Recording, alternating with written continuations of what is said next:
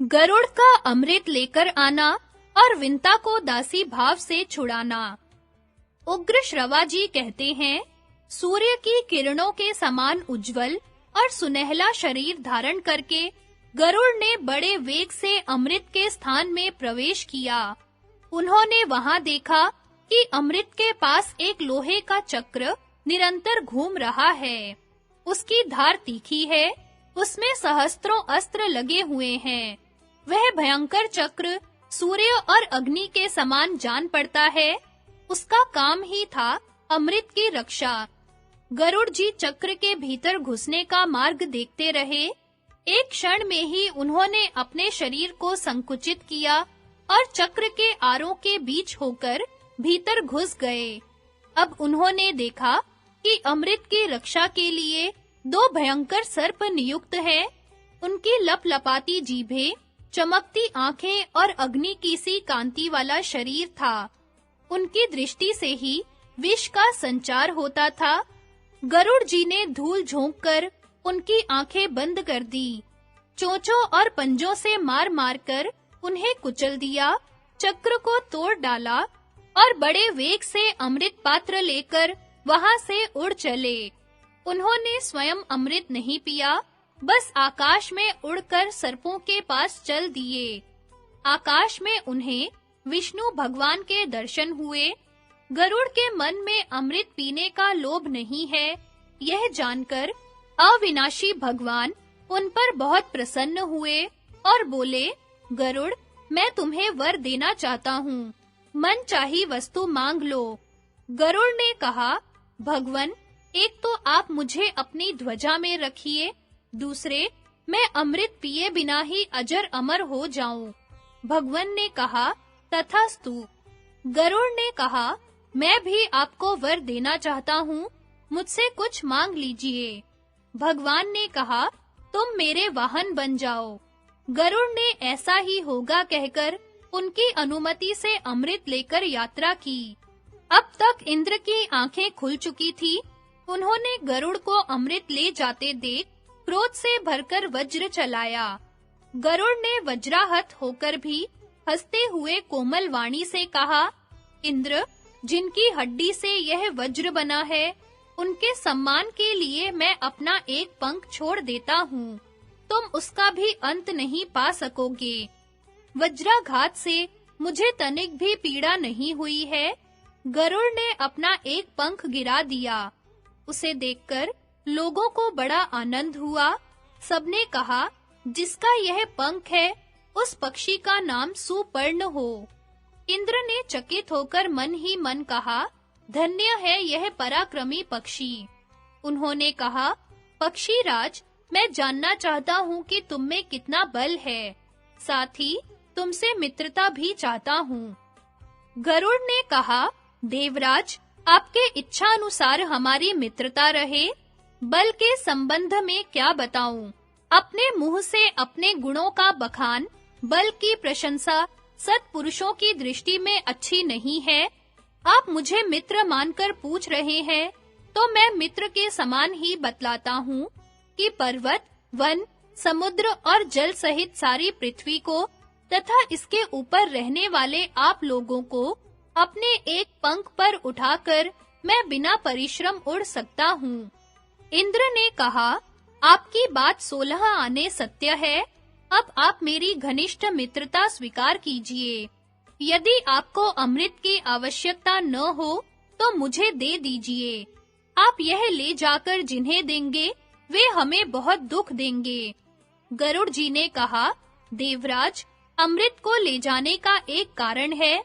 मैं इसे किसी को पिलाना नहीं चाहता हूँ। मैं इसे जहाँ रखूं, वहाँ से आप उठा लाइए। इंद्र ने संतुष्ट होकर कहा, गरुड़, मुझसे मुँह मांगा वर ले लो। गरुड़ को सर्पों की दुष्टता और उनके छल के कारण होने वाले माता के दुख का स्मरण हो आया।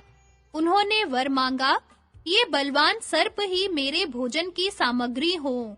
देवराज इंद्र ने कहा, तथास्तु। इंद्र से विदा होकर गरुड़ सर्पों के स्थान पर आए। वहीं उनकी माता भी थी। उन्होंने प्रसन्नता प्रकट करते हुए सर्पों से कहा, यह लो, मैं अमृत ले आया, परंतु पीने में जल्दी मत करो। मैं इसे कुशों पर रख देता हूँ, स्नान करके पवित्र हो लो, फिर इसे पीना।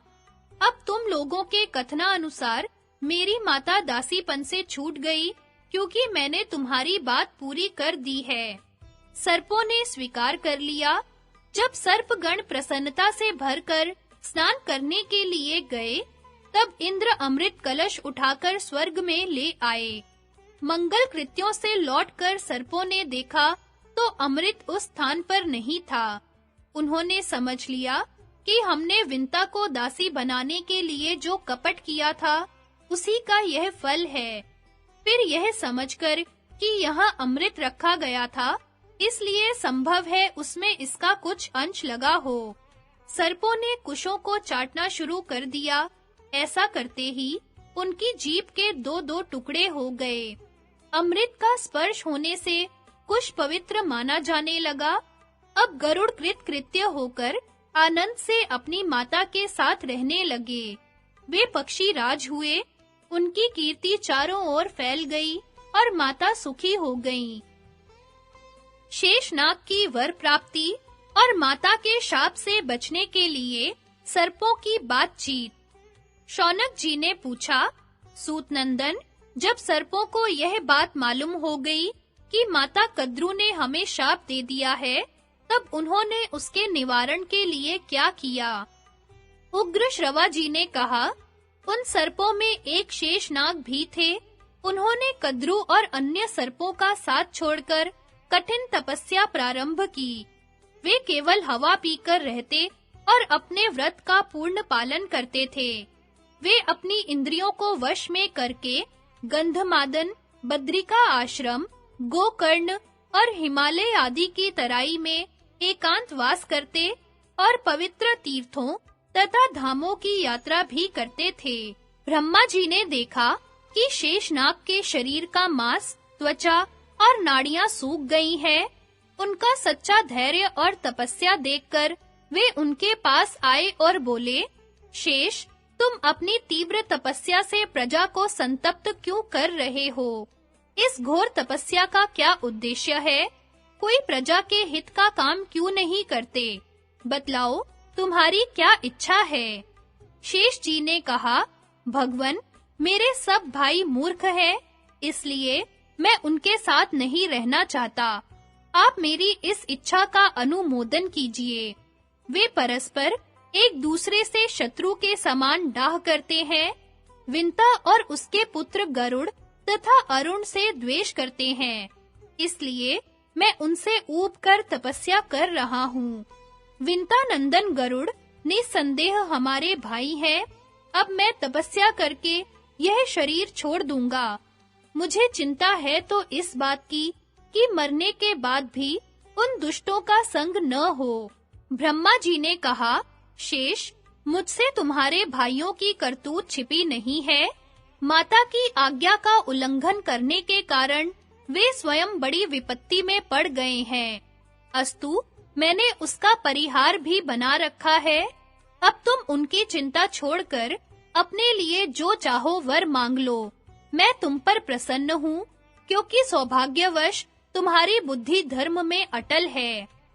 तुम्हारी बुद्धि सर्वदा ऐसी ही बनी रहे। शेष जी ने कहा, पितामह, मैं यही वर चाहता हूँ कि मेरी बुद्धि धर्म, तपस्या और शांति में संलग्न रहे। ब्रह्मा जी ने कहा, शेष, मैं तुम्हारी इंद्रियों और मन के संयम से बहुत प्रसन्न हूँ। मेरी आज्ञा से तुम प्रजा के हित के लिए एक काम करो। यह सारी पृथ्वी, पर्वत, वन, सागर, ग्राम, विहार और नगरों के साथ हिलती डोलती रहती है। तुम इसे इस प्रकार धारण करो जिससे यह अचल हो जाए। शेष जी ने कहा, आप प्रजा के स्वामी और समर्थ हैं। मैं आपकी आज्ञा का पालन करूंगा। मैं पृथ्वी को इस प्रकार धारण करूंगा जिससे वह हिले डुले नहीं। आप इसको मेरे सिर पर रख दीजिए। ब्रह्मा जी ने कहा, शेष, पृथ्वी तुम्हें मार्ग देगी। तुम उसके भीतर घुस जाओ। तुम पृथ्वी को धारण करके मेरा बड़ा प्रिय कार्य करोगे।